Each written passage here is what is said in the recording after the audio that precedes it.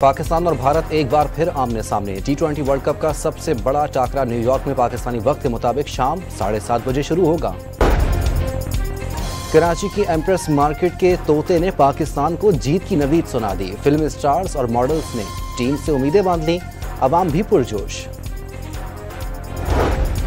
मुल्क भर में पाक भारत मैच बड़ी स्क्रीनों पर दिखाया जाएगा। गवर्नर सिंध और आर्ट्स काउंसिल कराची में भी मेगा स्क्रीन नस्ब। पंजाब में वजारतों और महकमे को दी गई रिस्ट्रक्चरिंग का फैसला, फालतू जायद और खसारों के शिकार इदारों में डाउन साइजिंग भी की जाएगी। हुकूमत सिंध ने मदारिस की रजिस्ट्रेशन और फंडिंग की तहकीकात शुरू कर दी। मदारिस में ज़ेर तालीम गैर मुल्की तलबा को डिपोर्ट करने की हिदायत जारी। सिंध में ईद उल अजहा के मौके पर इजाफी किराया लेने वाले ट्रांसपोर्टर्स के खिलाफ कार्रवाई का ऐलान। महकमा ट्रांसपोर्ट की जानिब से पुलिस और इंतजामिया को हिदायत जारी।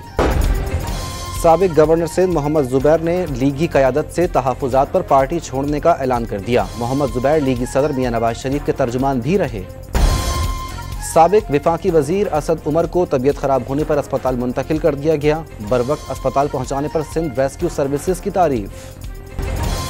जमात इस्लामी ने पंजाब का हित-ए-इज़्ज़त कानून मुस्तरद कर दिया। ये कानून आज़ादी इजहार राय के आईनी हक पर एक मज़मूम हमला है। अमीर जमात इस्लामी का मौक़िफ़।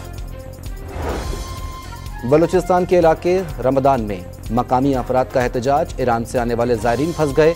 खाने पीने की अशिया ख़त्म होने से मुश्किलात भी बढ़ गईं।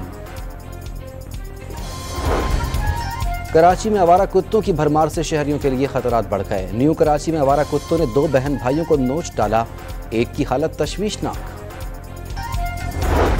शेखुपुरा में तेज रफ्तार ट्रेलर ने रिक्शे को रोंद डाला। हादसे में 2 भाई मौके पर ही दम तोड़ गए। मां और एक भाई जख्मी।